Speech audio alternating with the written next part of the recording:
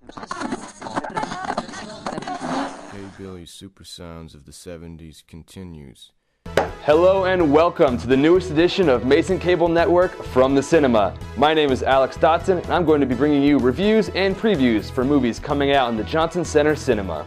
Hunger Games, The Amazing Spider-Man, The Artist, American Reunion, Men in Black 3, Brave, The Chernobyl Diaries, Cabin in the Woods, The Campaign, The Dark Knight Rises will get your hopes up and then thoroughly disappoint you. Grease, Moonrise Kingdom, Ted, and Skyfall. I did not like Les Mis, Lincoln, Anna Karenina, Zero Dark 30, The Hobbit, Quentin Tarantino's Django Unchained, and Disney's Wreck-It Ralph, Silver Linings Playbook, Warm Bodies, Iron Man 3, and Man of Steel, World War Z, Pacific Rim, Monsters University, We Are the Millers, Captain Phillips, Gravity, Thor 2, The Dark World, The Wolf of Wall Street, Ride Along, The Lego Movie. Hello. It pains me to say this, but for the last time, my name is Alex Dotson, and I'm your host for Mason Cable Network's From the Cinema. It has been my great pleasure to have had the opportunity to sit here at this desk for the past 4 seasons and get to talk about what I love most in this world, movies. But before I'm forcibly removed from the air for being overly sentimental, I'm going to finish off the show strong by talking about my 5 favorite films of all time. All time! This is a big deal, guys. Take notes, because if you haven't seen all 5 of these movies, shame on you, because now you've got a summer assignment. Now, before I unveil this sacred list to the masses, I promised a few people that they would get a shout out on the show today. Yesterday afternoon, as I was working on this script and finding it hard to start, I put a challenge out to all of my Facebook friends. If you can list 1 of my 5 favorite movies, I'll call you out on a pre-recorded TV/YouTube segment. So here they are, in the order that they responded, and I apologize if I butcher your last name. Barry Sifford, Frankie Montenegro, Ben Simpson, Adam Dotson, aka my brother, and Thomas Gorwich, my roommate. So congratulations, you guys know my movie preferences pretty well. It also helps that 90% of the posts I put on Facebook are movie related. But now I move on to my top 5 favorite films of all time. Number 5, District 9. This movie came out of nowhere when it premiered in August 2009. It mixes the documentary style with the science fiction narrative that ultimately stands as a metaphor of apartheid. An alien invasion film of sorts, District 9 is set in Johannesburg, South Africa. The film follows corporate employee Vickis as he is ostracized from the human community and eventually hunted after he accidentally ingests an alien fluid and starts morphing into one of the aliens. District 9 has a lot to say about racism, corporation-controlled state governments, and the dangers of biotechnology. It's a very unique film and entertaining as hell. Next up is Pacific Rim at number 4. I've already talked this movie to death in previous episodes, so I'll be as concise as possible.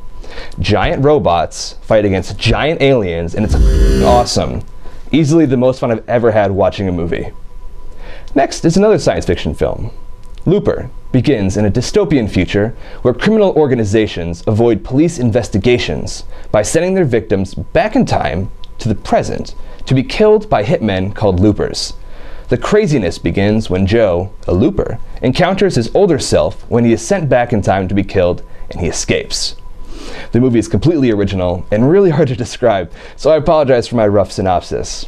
The acting between Joseph Gordon-Levitt and Bruce Willis, as the younger and older Joe, is top-notch. Just watch it for yourself and you'll understand how amazing it is. And don't get too caught up on trying to deconstruct the logic behind the time travel in the movie, because then you're just ruining it for yourself. I assure you that it holds up under scrutiny. Well, we finally made it past the 3 science fiction films in my top 5. The last 2 are crime thrillers. Number 2 is Drive. Also criminally undervalued at its premiere, Drive is about a criminal getaway driver played by Ryan Gosling. Giving a nearly wordless performance, this film is very visually driven and aided by an incredible synth electronic score with a heavy 80s feel. It's punctuated by moments of extreme and gruesome violence that will shake you from the trance the movie has hypnotized you with. The story drives off to an appropriately ambiguous ending, capping off a cinematic experience like no other. Finally, we have reached my favorite movie of all time. I know perfect is a dangerous word to throw around when it comes to films, but hey, I'm a dangerous man. Reservoir Dogs is the perfect movie. Quentin Tarantino's first movie, and far superior to the extremely overrated Pulp Fiction. Reservoir Dogs is about a bank heist gone terribly wrong, as a mole is suspected to have infiltrated the group of professional criminals. Due to the movie's shoestring budget, the actual bank robbery could not be filmed, so the movie is told out of chronological order, detailing the events immediately before and after the botched diamond heist. To make up for that lack of an action sequence that most movies would inevitably build to, Tarantino makes up and exceeds the potential quality of the film through his riveting dialogue. The opening scene of the film, where the men are at a diner discussing the true meaning behind Madonna's hit song Like a Virgin, and the ethics of tipping your waitress, is pure perfection. There's never been a more captivating 7.5 minutes in the history of cinema, and I doubt there ever will be again. One day, I'm going to get the title of this movie tattooed across my forehead. And for those of you who know me, oh so well, you know that I'm only half kidding. So that's it, folks. I'm never going to talk about movies on this show ever again. But this isn't quite the end yet. Before I leave you forever, I want to impart upon to you some fun facts about the history of everyone's favorite movie review show from the cinema. Whenever I'm writing the script for an episode, I listen to the Mad Men soundtrack. Not because I particularly like the show, but because I feel like the smooth jazz helps me think and flow better when I'm writing. Like right now, I'm currently sitting on a stack of newspapers because this chair sinks and makes me look hunched in my shoulders. I haven't worn the same shirt and tie combination twice, so I'm pretty proud of that. I've reviewed 35 individual movies that have come through the JC Cinema. And actually, I'm going to end up having 35 episodes as well, but the structure of the episodes have kind of changed since the beginning. I used to do 2 movies instead of 1, so all the extra episodes have been from like Halloween specials, Oscar previews, my top 10 lists, and summer movie previews. My first episode that I filmed, I was wearing a green shirt and I had to go change. Speaking of green shirts, I do it because of the green screen.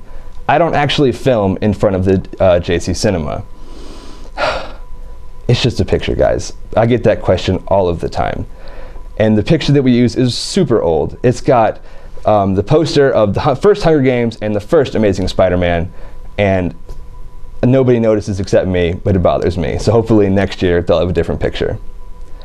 I really can't stand some of my early episodes where I was awkwardly standing and saying the introduction at the beginning of every single episode. I feel like the show has just continued to grow over these past 4 seasons, and my best episodes are definitely the most recent ones we've put out. I've only been to the JC Cinema to see a movie once, and that was freshman year, before I even started this show. I saw that Mark Wahlberg boxing movie, The Fighter, with a bunch of people from our freshman floor. I haven't been back since, but not because I don't appreciate the service. I just pay to see movies on the weekends they come out, since I can't wait 2 to 3 months for them to come here. The story of how the show got started is pretty interesting. Jake McLernan of Jolly J Photography and the previous general manager of Mason Cable Network approached me my sophomore year after a class we happened to be in together. He had overheard me tell a fellow classmate that I had seen 81 movies in 2011, and he wanted to create Mason Cable Network's first movie review show with me as the host. The current general manager of MCN, Robert Horan, here he is. He used to edit my videos when Jake was still running things, but we actually knew each other previous to that since we both work at the same movie theater together during summer and winter breaks. My replacement is James Beveridge, a friend of mine since high school, who also works at the Regal Movie Theater me and Robert work at. I know that I'm leaving the show in good hands with James, as he's an avid film lover such as myself. He's also super cheerful and positive all the time, so you guys are in for a treat next semester. Finally, Caitlin McClung, the current productions manager from MCN, has been with me since day one as my part-time camera operator and full-time producer. She helps me with my articulation exercises before each taping, swears right along with me when I screw up, and makes fun of my awful jokes. This show would not have been successful without her. And with that, my loyal fans, I'll take my leave. It has been an honor hosting this show. I feel immense pride in all of the work we've done here, and these will go down as some of my best memories from college. I know the network will continue to thrive in the accomplished hands of Robert and Caitlin, and I know that From the Cinema will live on strong with its new host in James. Please continue to support the show next year. You know I will. But most importantly, go forth from this episode and watch a movie, be it an oldie and a goodie or a new blockbuster headed this way this summer. Just promise me that you'll keep enjoying the magic that is motion picture. Signing off for the last time, I'm Alex Dotson. Have a great night.